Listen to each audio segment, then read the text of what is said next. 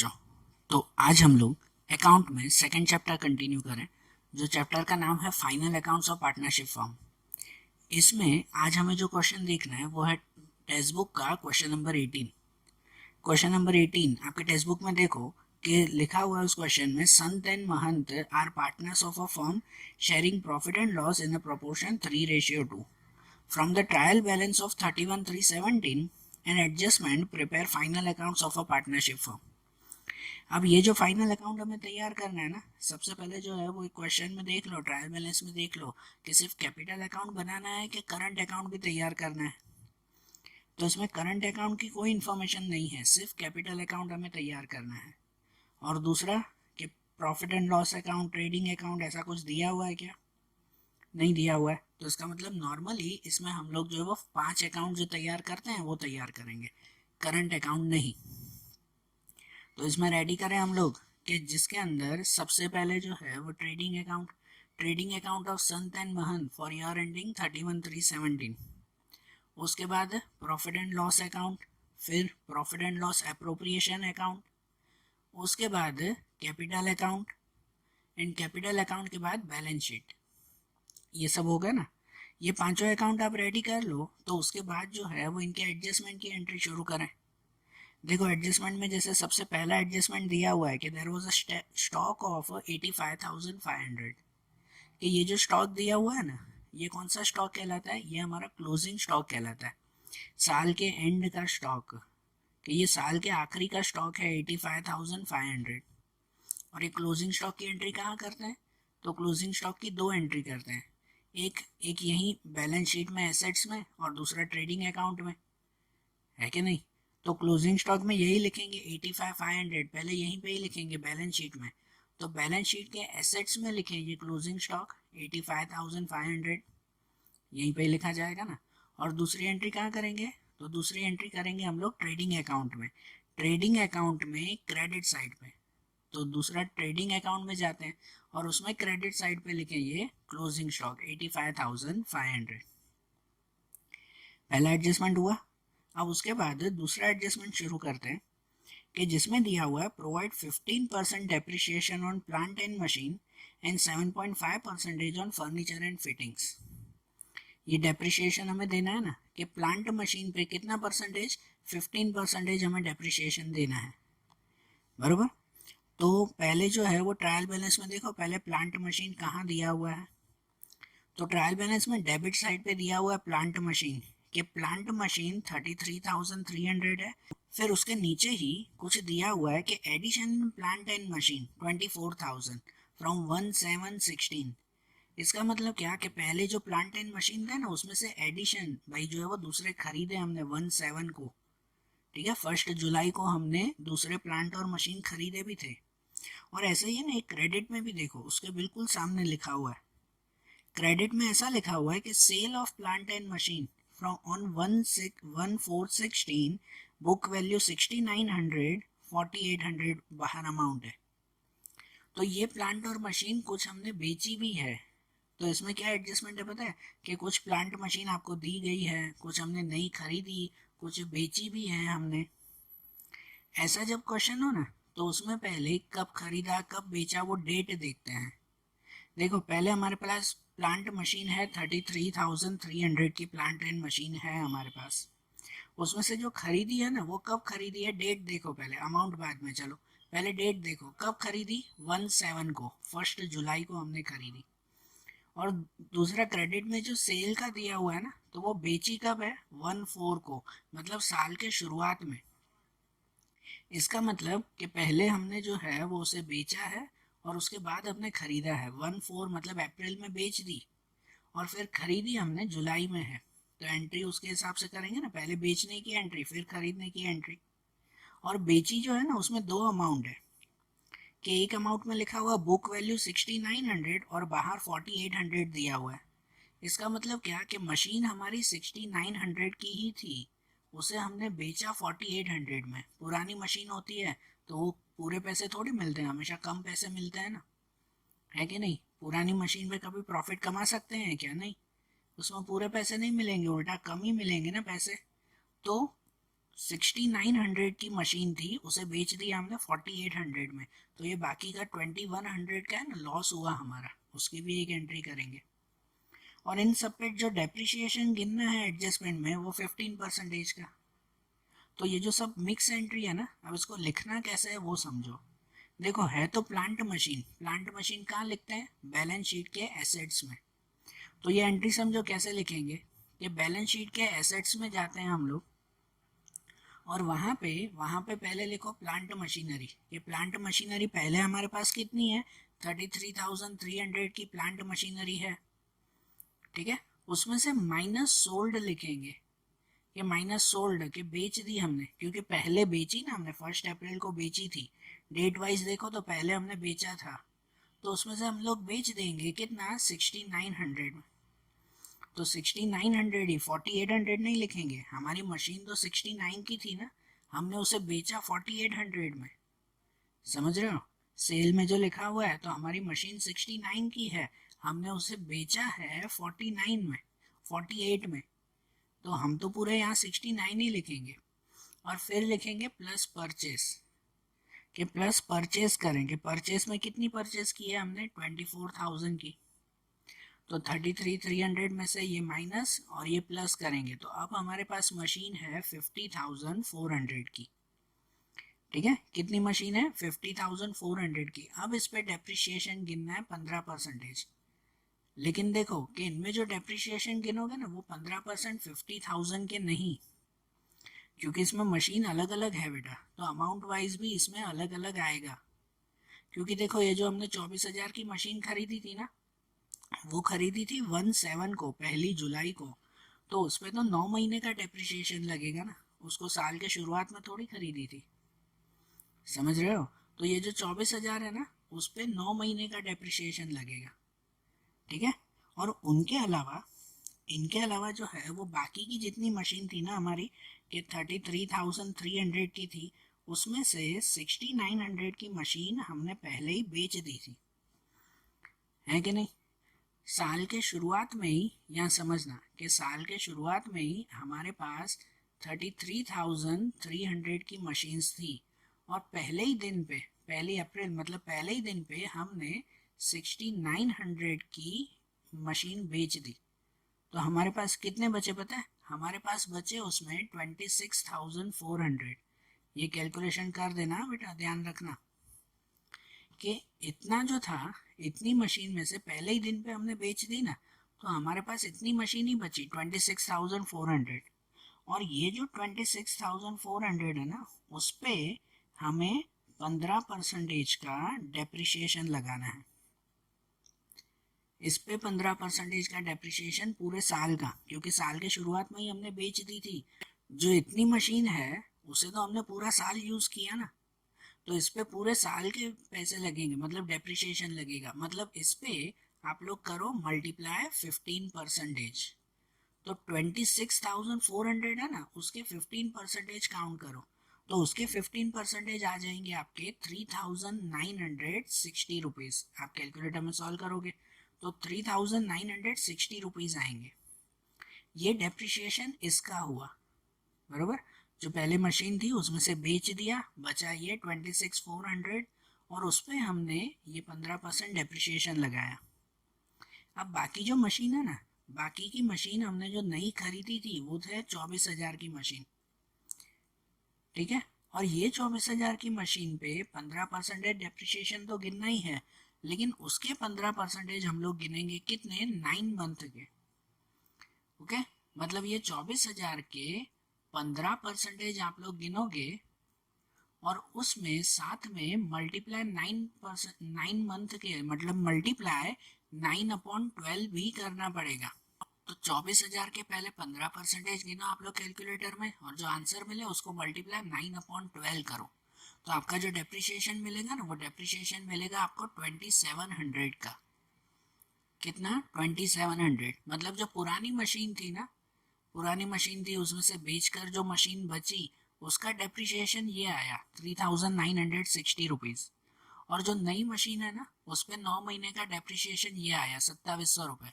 तो दोनों को मिलाकर टोटल डेप्रिसिएशन मिला 6,600 ₹60, ठीक है ना, 6,660 रुपीज़।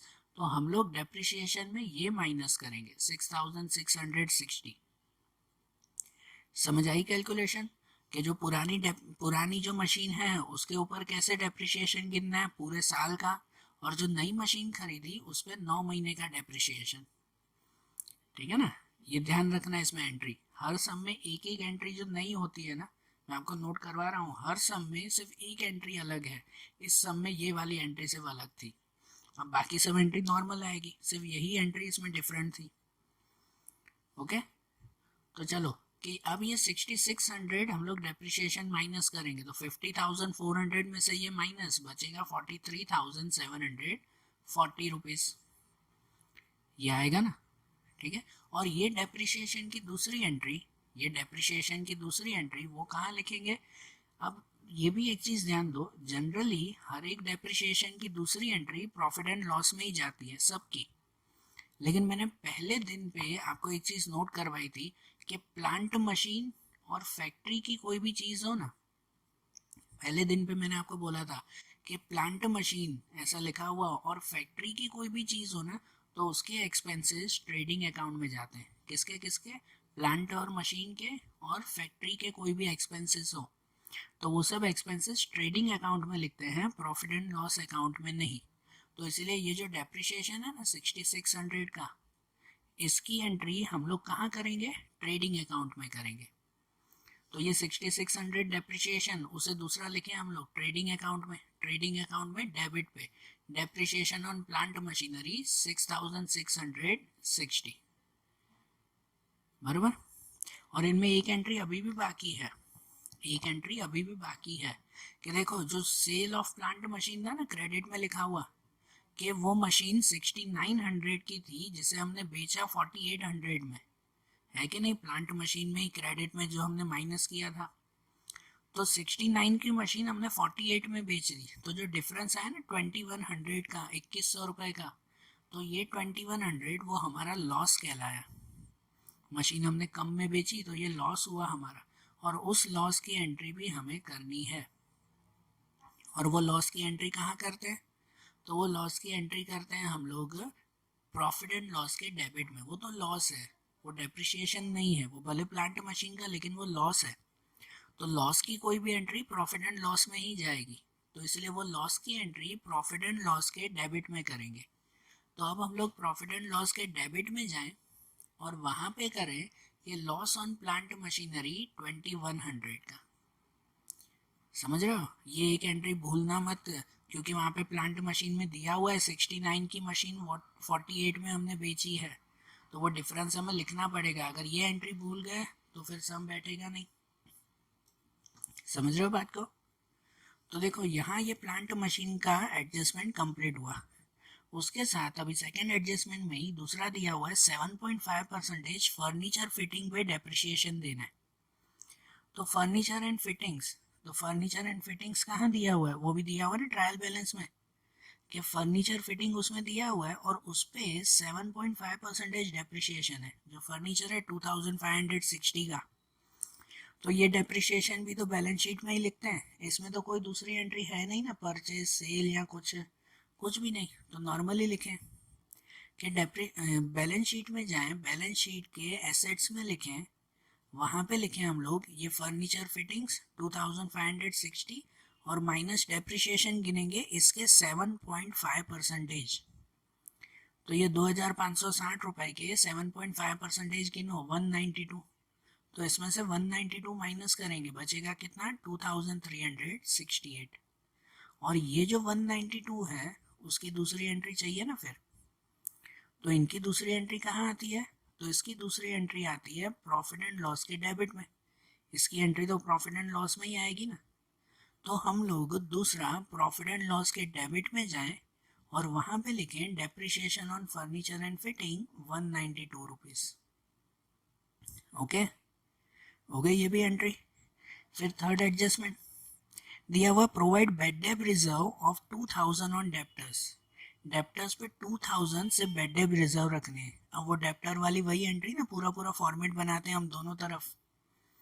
तो पहले तो देखो ट्रायल बैलेंस में डेप्टर कहाँ दिए हुए हैं, दिए हुए हैं वही प्लांट फर्नीचर फिटिंग के नीचे डेप्टर है ना 64,940। इस पे हमें बेड डेप रिजर्व गिननी है, तो वही फॉर्मेट बना है। कहाँ बनता है वो फॉर्मेट? बैलेंस शीट के एसेट्स में, पहला फॉर्मेट वहाँ पे ना। तो बैलेंस शीट के एसेट्स में जाते हैं और वहाँ एसेट्स में ये डेप्टर का फॉर्मेट बनाते हैं, ये डेप्टर का फॉर्मेट। और ये डेप्टर के फॉर्मेट में पहले लिखेंगे ना debtor minus bad debt new और minus bad debt reserve new, जिसके अंदर ये डेप्टर ये दिए हुए हैं 64,940, उसमें से माइनस बेड डेप न्यू। तो देखो एडजस्टमेंट में कोई बेड डेप दिया हुआ है क्या? नहीं, एडजस्टमेंट में तो सिर्फ बेड डेप रिजर्व लिखा हुआ है ना। तो इसका मतलब बेड डेप पे कुछ भी नहीं, डैश नीचे वही लिखेंगे 64,940 और फिर माइनस बेड डेप रिजर्व करेंगे 2000 का। कितना होगा बेड डेप रिजर्व? 2000 का रिजर्व, तो 64 में से 2000 माइनस, बाहर बचेगा 62,940 रुपीज़। और फिर इनकी दूसरी एंट्री करते हैं ना, दूसरा फॉर्मेट बनाते हैं ना। वो कहाँ बनाते हैं? तो प्रॉफिट एंड लॉस के डेबिट में बनाते हैं वो दूसरा फॉर्मेट। ठीक है, देखो पूरा फॉर्मेट बना ही दिया करो, हर समय मैं आपको बोल रहा हूँ। फिर जो इसमें ना हो ना तो उसमें डैश कर दिया करो, लेकिन फॉर्मेट बना लो पूरा। तो दूसरी एंट्री अब प्रॉफिट एंड लॉस के डेबिट में जाते हैं और वहाँ पर भी ये पूरा फॉर्मेट बनेगा ना। पहले bad debt old plus bed debt new plus bed debt reserve new and minus bad debt reserve old. तो पहले बेड डेप ओल्ड, ओल्ड मतलब कि ट्रायल बैलेंस में, तो आपके ट्रायल बैलेंस में बेड डेप दिया हुआ है क्या? तो हाँ है ना, ट्रायल बैलेंस में बेड डेप है ना, लास्ट सेकंड दिया हुआ है 836। तो ट्रायल बैलेंस का बेड डेप यहाँ पे लिखेंगे 836 rupees plus bed debt new. तो बेड डेप न्यू पे क्या लिखेंगे? डैश, क्योंकि नया तो था ही नहीं ना, हमने वहाँ पे भी डैश किया। Plus bed debt reserve new, तो बेड डेप रिजर्व न्यू कितना है? 2000 का, हमने लिखा ना वहाँ बैलेंस शीट में। Minus bad debt reserve old, तो आपके यहाँ ट्रायल बैलेंस में बेड डेप रिजर्व ओल्ड दिया हुआ है? नहीं दिया हुआ है ना, ट्रायल बैलेंस में कहीं पे भी नहीं है बेड डेप रिजर्व, मतलब उस पर डैश। तो अब इन सब का प्लस माइनस, बाहर कितना बचेगा? 2836 रुपीज़। ये हो गई ना डेप्टर्स की एंट्री भी, थर्ड एडजस्टमेंट भी हो गया। अब नंबर 4 पे 6% interest is payable on capital on capital of partner. 6% interest देना है, तो ये किस पे करते हैं? कैपिटल अकाउंट में ना, इसमें करंट अकाउंट तो बनाया ही नहीं। तो सबसे पहले कैपिटल का बैलेंस लिख दें। तो आपके कैपिटल का बैलेंस ऊपर कितना दिया हुआ है? क्रेडिट साइड पे है ना, कि संत में 80,000, महंत में 40,000। तो सबसे पहले ये बैलेंस लिखें, कैपिटल अकाउंट में जाएं और कैपिटल अकाउंट के क्रेडिट में जाकर ये बैलेंस लिखें कि बैलेंस ब्रॉट फॉरवर्ड, संत में 80,000, महंत में 40,000। और इसके ऊपर हमें 6% इंटरेस्ट गिनना है, ये कैपिटल इंटरेस्ट ना। और कैपिटल इंटरेस्ट कहाँ गिनते हैं? यहाँ जो कैपिटल लिखा तो उसके नीचे इसका इंटरेस्ट भी गिनते हैं, यहीं पे ही गिना जाएगा ना। ठीक है, इसमें करंट अकाउंट नहीं है इसलिए यहीं लिखेंगे, तो यहीं पे ही इसके 6% लिखेंगे। तो यहाँ लिखें इंटरेस्ट ऑन कैपिटल, उसी जगह पर इसके 6% 4800 और इसके 6% 2400 के, ये इंटरेस्ट ऑन कैपिटल आ गया ना। और इसकी दूसरी एंट्री, ये एडजस्टमेंट है तो इसकी दूसरी एंट्री कहाँ पे? तो इनकी दूसरी एंट्री हम लोग करते हैं प्रॉफिट एंड लॉस एप्रोप्रिएशन में। ये पार्टनर्स हैं तो पार्टनर्स के कैपिटल में कोई भी एंट्री हो उसकी दूसरी एंट्री एप्रोप्रिएशन में करते हैं। तो अब जाए हम लोग प्रॉफिट एंड लॉस एप्रोप्रिएशन के डेबिट में। यहाँ पे हमने क्रेडिट में एंट्री की ना, तो वहाँ पे जाकर हम लोग डेबिट में एंट्री करेंगे। तो एप्रोप्रिएशन के डेबिट में जाते हैं और वहाँ पे ये एंट्री करें इंटरेस्ट ऑन कैपिटल, कि इंटरेस्ट ऑन कैपिटल संत में 4800, महंत में 2400। तो बाहर लिखेंगे टोटल 7200 का। ओके, ये नंबर 4 वाला एडजस्टमेंट हुआ। अब नंबर 5 में एडजस्टमेंट में दिया हुआ है आउटस्टैंडिंग एक्सपेंसेस। जो आउटस्टैंडिंग एक्सपेंस में productive wages, advertisement expense, office salary और टेक्निकल एक्सपेंस, ये चारों आउटस्टैंडिंग में दिए हुए हैं। आउटस्टैंडिंग एक्सपेंस हो ना तो क्या करते हैं, हर एक एक्सपेंस में प्लस करते हैं एक तो, और दूसरी एंट्री लायबिलिटी में जाती है। तो ये चारों आउटस्टैंडिंग है, चारों की एंट्री लायबिलिटी में ही जाएगी बैलेंस शीट में, और चारों में एक एक करके प्लस भी करेंगे। तो यहाँ पे 4 है ना, तो उनको एक एक करके हम लोग एंट्री करें।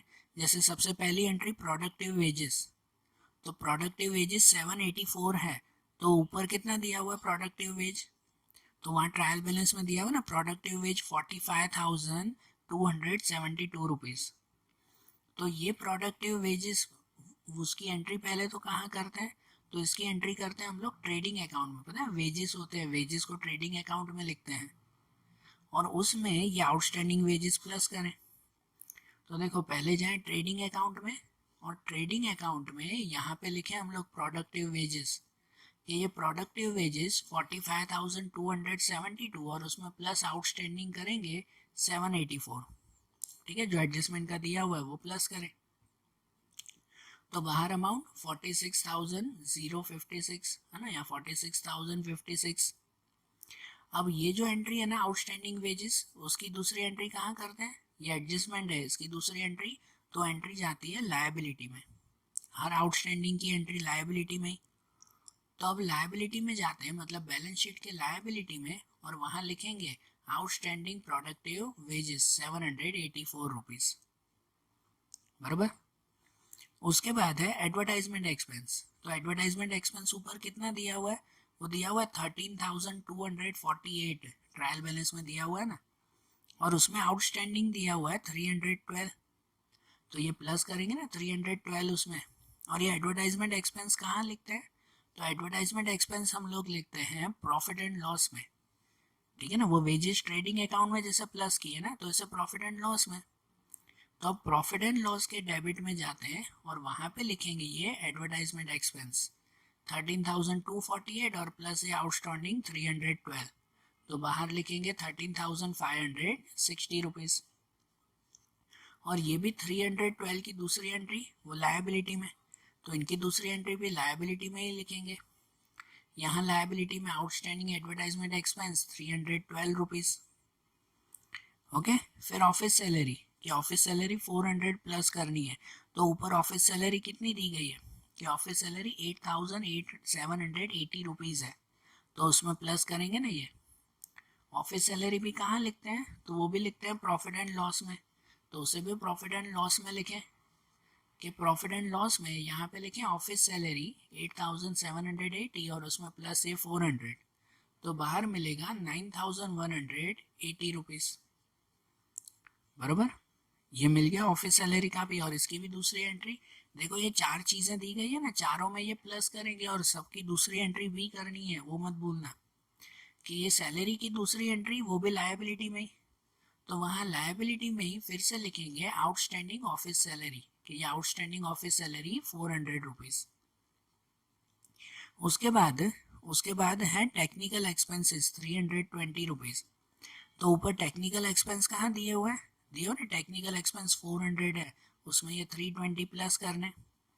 और टेक्निकल एक्सपेंस की एंट्री कहाँ करते हैं, तो टेक्निकल एक्सपेंसेस हम लोग लिखते हैं ट्रेडिंग अकाउंट में। ये याद रखना बेटा, इसमें काफ़ी लोग फिर मिस्टेक कर देते हैं। टेक्निकल एक्सपेंस है ना, वो परचेस एक्सपेंस कहलाता है, तो वो ट्रेडिंग अकाउंट में लिखते हैं, प्रॉफिट एंड लॉस में मत लिखना। तो ट्रेडिंग अकाउंट में जाकर वहां पे लिखें टेक्निकल एक्सपेंस 400 और उसमें प्लस आउटस्टैंडिंग 320, तो बाहर लिखेंगे 720 रुपीज। ये याद रखना बेटा कि टेक्निकल एक्सपेंस ट्रेडिंग अकाउंट में आता है, प्रॉफिट एंड लॉस में नहीं। और ये जो 320 है उसकी दूसरी एंट्री कहाँ, तो इनकी दूसरी एंट्री भी लायबिलिटी में ही लिखेंगे ना, ये है तो आउटस्टैंडिंग एक्सपेंस ही। तो बैलेंस शीट के लायबिलिटी में जाएं और बैलेंस शीट के लायबिलिटी में लिखें आउटस्टैंडिंग टेक्निकल एक्सपेंस 320 रुपीज। ठीक है, तो ये चारों एंट्री हुई ना, चारों को हमने एक्सपेंस में प्लस भी किया था और चारों को यहाँ लायबिलिटी में भी लिखा, क्योंकि चारों आउटस्टैंडिंग एक्सपेंसेस हैं हमारे। ओके, तो देखो यहाँ पे हमारे सब एडजस्टमेंट कंप्लीट हो गए। अब उसके बाद उनके बाद अब एक एक एंट्री करते जाएंगे। अब ऊपर की सिंगल एंट्री होगी ना, तो देखो जैसे सबसे पहले ड्राइंग्स है, तो ड्राइंग्स कहाँ पे लिखते हैं, तो ड्राइंग्स लिखेंगे कैपिटल अकाउंट के डेबिट में। तो अब एंट्री चेक करते जाना है, डायरेक्ट कैपिटल अकाउंट के डेबिट में जाएंगे। तो देखो कैपिटल अकाउंट में जाते हैं और उसके डेबिट में लिखेंगे ये ड्राइंग्स, संत में 7 और महंत में 3,000। ठीक है। उसके बाद की एंट्री, ये तो अब एक एक एंट्री करनी है ना। फिर उसके बाद प्लांट मशीन हमने लिख दिया था, उसके नीचे एडिशन इन प्लांट मशीन भी हो गया, फर्नीचर फिटिंग भी हो गया, डेप्टर भी लिख दिए, एडवर्टाइजमेंट एक्सपेंस भी हमने लिख दिया, कर दिए ना ये सब। पहले ही बोला जो जो एंट्री हो जाए ना टिक करते जाया करो, उसमें एडजस्टमेंट के साथ ऊपर टिक कर दिया करो, ये हो गया ये हो गया। एडवर्टाइजमेंट एक्सपेंस हो गया। अब मिला कैश बैंक बैलेंस। तो कैश और बैंक बैलेंस उसे कहाँ लिखते हैं, तो उसे लिखते हैं हम लोग एसेट्स में, है कि नहीं। बैलेंस शीट के एसेट्स में लिखते हैं, तो बैलेंस शीट में जाए और वहाँ एसेट्स में आखिरी में लिखें यहाँ पर कैश और बैंक बैलेंस, कितना 8496 रुपीज़, ये हो गया। उसके बाद परचेज, तो परचेज कहाँ लिखते हैं, परचेज ट्रेडिंग अकाउंट में, ट्रेडिंग अकाउंट में डेबिट पे, तो ट्रेडिंग अकाउंट में जाएं और वहाँ डेबिट में लिखें ये परचेज 1,81,168 रुपीज़। फिर परचेज के बाद प्रोडक्टिव वेजेस वो लिख दिया था। फिर दिया हुआ है इलेक्ट्रिसिटी एक्सपेंस फैक्ट्री। तो अब ये ध्यान दो, मैंने पहले इस सब में भी आगे नोट करवाया कि फैक्ट्री का कोई भी एक्सपेंस हो ना तो उसे यहाँ लिखते हैं ट्रेडिंग अकाउंट में, और ऑफिस का कोई भी एक्सपेंस हो ना तो उसे प्रॉफिट एंड लॉस में लिखते हैं। ध्यान देना, फैक्ट्री की चीज़ें, प्लांट मशीन की चीज़ें वो यहाँ लिखते हैं ट्रेडिंग अकाउंट में, और ऑफिस की कोई भी चीज़ें हो तो वो लिखते हैं प्रॉफिट एंड लॉस में। तो देखो यहाँ तो ब्रैकेट में दिया भी हुआ है कि इलेक्ट्रिसिटी एक्सपेंस फैक्ट्री के हैं 4296, तो वो यहीं लिखेंगे ना ट्रेडिंग अकाउंट में, यहीं परचेज के नीचे। तो इसके ही नीचे लिखें इलेक्ट्रिसिटी एक्सपेंस फैक्ट्री के 4296 रुपीज़। फिर उसके नीचे रेंट टैक्स दिया हुआ है ऑफिस के 872, तो ये ऑफिस के हैं तो उसको कहाँ लिखेंगे, प्रॉफिट एंड लॉस में।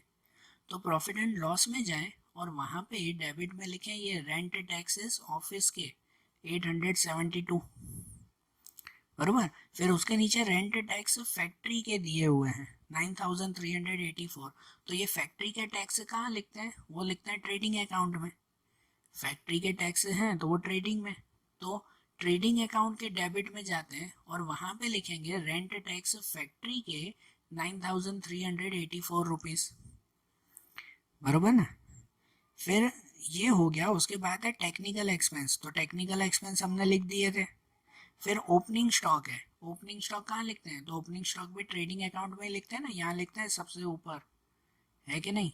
तो यहाँ सबसे ऊपर हम लोग लिखेंगे ओपनिंग स्टॉक, तो वहाँ पे लिखें ओपनिंग स्टॉक 33,696 रुपीज़, ये हो गया ओपनिंग स्टॉक। फिर ओपनिंग स्टॉक के बाद दिया हुआ है फैक्ट्री एक्सपेंस, तो ये फैक्ट्री एक्सपेंस है उसे कहाँ, तो मैंने बताया ना फैक्ट्री की चीज़ें यहाँ ट्रेडिंग अकाउंट में ही लिखेंगे, तो यहीं पे ही ट्रेडिंग अकाउंट में यहीं पे ही लिखेंगे हम लोग फैक्ट्री एक्सपेंस। तो यहाँ पे लिखें फैक्ट्री एक्सपेंस 1,780 रुपीज़। फिर ऑफिस सैलरी, तो ऑफिस सैलरी हमने लिख दिया था पहले। उसके बाद डिस्काउंट अलाउड, ये डिस्काउंट अलाउड वो एक्सपेंस है, डेबिट में ही तो दिया हुआ है ना, तो वो एक्सपेंस ही हुआ। तो डिस्काउंट अलाउड कहाँ लिखते हैं, तो उसे लिखते हैं प्रॉफिट एंड लॉस के डेबिट में। तो अब जाते हैं प्रॉफिट एंड लॉस में, और प्रॉफिट एंड लॉस के डेबिट में लिखते हैं हम लोग डिस्काउंट अलाउड यहाँ पे 4800 का। फिर कैरेज इनवर्ड, तो देखो कैरेज इनवर्ड है ना तो उसे ट्रेडिंग अकाउंट में लिखते हैं, और अगर कैरेज आउटवर्ड होता ना तो प्रॉफिट एंड लॉस में लिखते हैं। ये कैरेज में याद रखा करो, कैरेज इनवर्ड है तो वहाँ लिखेंगे ट्रेडिंग अकाउंट में, आउटवर्ड होता है तो यहाँ प्रॉफिट एंड लॉस में। तो ये कैरेज इनवर्ड दिया हुआ है तो हम लोग ट्रेडिंग अकाउंट में जाएंगे और ट्रेडिंग अकाउंट में डेबिट में लिखेंगे ये कैरेज इनवर्ड 1700 रुपीज़। उसके बाद बेड डेब, तो बेड डेब लिख दिया। और उसके बाद है ऑफिस एक्सपेंस, तो ये ऑफिस के एक्सपेंसेस हैं, और ऑफिस एक्सपेंसेस कहाँ लिखते हैं, तो वो लिखते हैं प्रॉफिट एंड लॉस अकाउंट में, ऑफिस की चीज़ें वहाँ पे। तो प्रॉफिट एंड लॉस में जाएं, प्रॉफिट एंड लॉस के डेबिट में लिखें ऑफिस एक्सपेंसेस 2072 रुपीज़, ये हो गई डेबिट की चीज़ें। अब क्रेडिट में जाओ, तो क्रेडिट में कैपिटल अकाउंट लिख दिया था। क्रेडिटर्स, क्रेडिटर लिखना बाकी है, तो क्रेडिटर्स कहाँ लिखते हैं, बैलेंस शीट की लायबिलिटी में। तो जाते हैं बैलेंस शीट में जाएं और बैलेंस शीट की लायबिलिटी में लिखें, वहाँ लायबिलिटी में लिखें क्रेडिटर्स, कितने क्रेडिटर्स 48,000 रुपीज़, बराबर। उसके बाद सेल ऑफ प्लांट मशीन, ये तो कर दिया था हमने। फिर सेल्स दिया हुआ है, तो सेल्स कहाँ लिखते हैं, तो सेल्स की एंट्री ट्रेडिंग अकाउंट के क्रेडिट में, सेल अकाउंट वहाँ लिखते हैं ना ट्रेडिंग अकाउंट में, तो ट्रेडिंग अकाउंट के क्रेडिट में जाते हैं और वहाँ पे लिखें ये सेल्स कितना 2,68,000 रुपीज़। उसके बाद सेल के बाद दिया हुआ है 5% लोन फ्रॉम ज्ञानी फ्रॉम 11016 10,000 रुपीज़। तो ये ज्ञानी की लोन है, तो वही लोन की 3 एंट्री, हमेशा 3 एंट्री करते हैं ना। सबसे पहली 2 एंट्री कहाँ जाती है, बैलेंस शीट में लायबिलिटी में।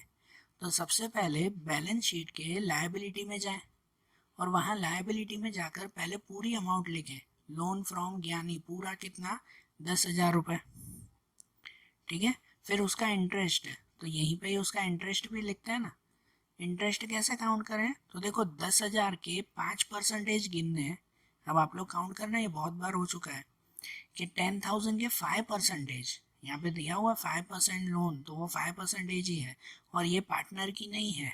यहाँ पे ज्ञानी तो कोई थर्ड पर्सन हुआ, अगर पार्टनर की होती ना तो उसे मिनिमम 6% देते, 6 से कम 5% नहीं गिनते उसको।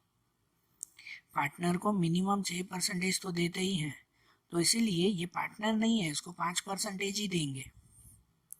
तो 10,000 के 5% गिनो और फिर उसमें डेट है 110 मतलब 6 महीने की हुई, तो 10,000 के 5% है ना 10,000 मल्टीप्लाई 5% और फिर 6 मंथ की गिनो मल्टीप्लाई 6/12, 10,000 मल्टीप्लाई 5% मल्टीप्लाई 6/12, तो वो जो मिलेगा वो कैपिटल इंटरेस्ट ऑन लोन वो यही लिखेंगे ना लायबिलिटी में, तो इसी जगह पे लिखें इंटरेस्ट ऑन लोन कितना मिल जाएगा 250 रुपीज़, ठीक है ना। 5% 6 मंथ के हम लोग गिनेंगे तो 250 रुपीज़ ये मिलेगा इंटरेस्ट।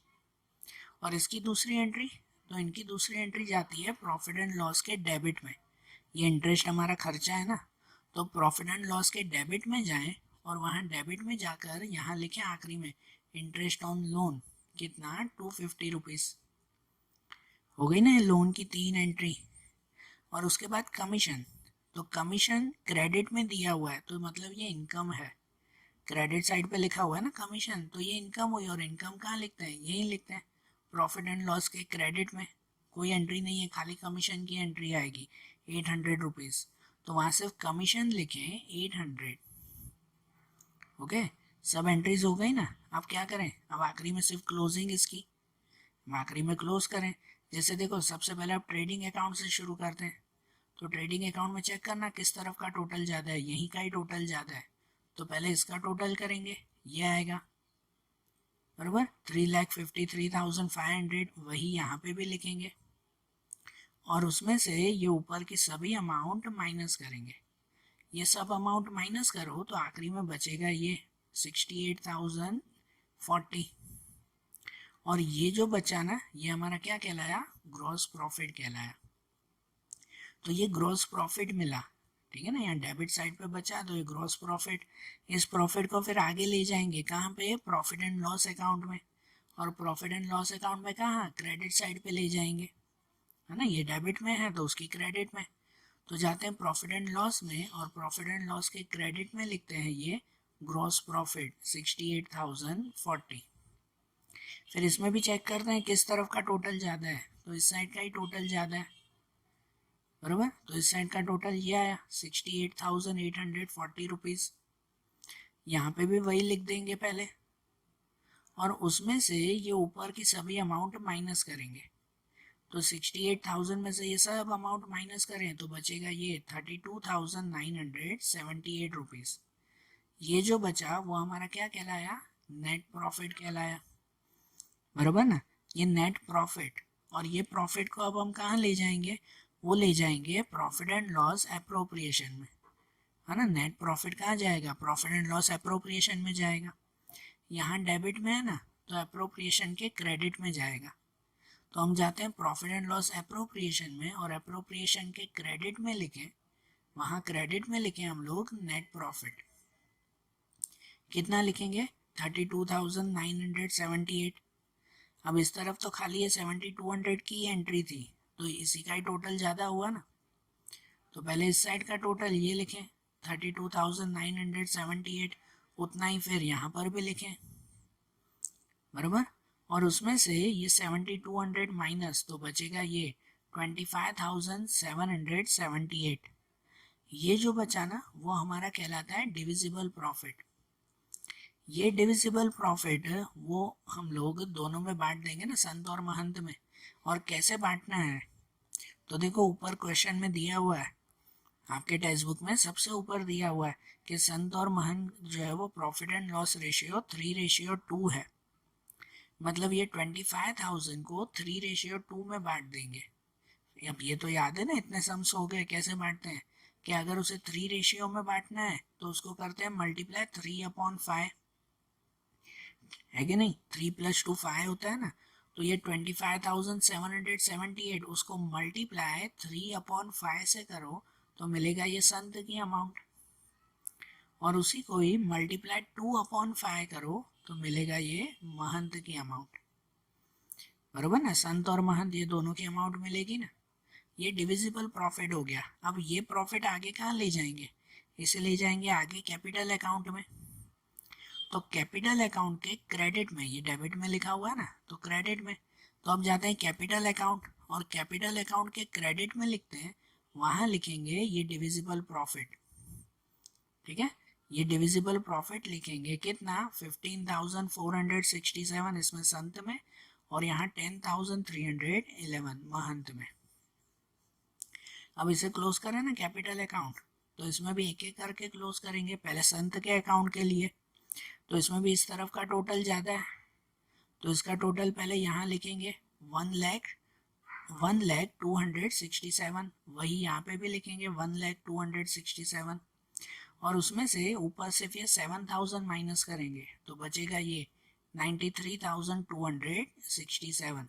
ये क्या कहलाया, ये कहलाया बैलेंस कैरी फॉरवर्ड। इसे आगे ले जाएंगे ना। अब ऐसे ही महंत में, कि महंत में इस साइड का टोटल करें, ये 52,711, और वही यहाँ पर भी 52,711।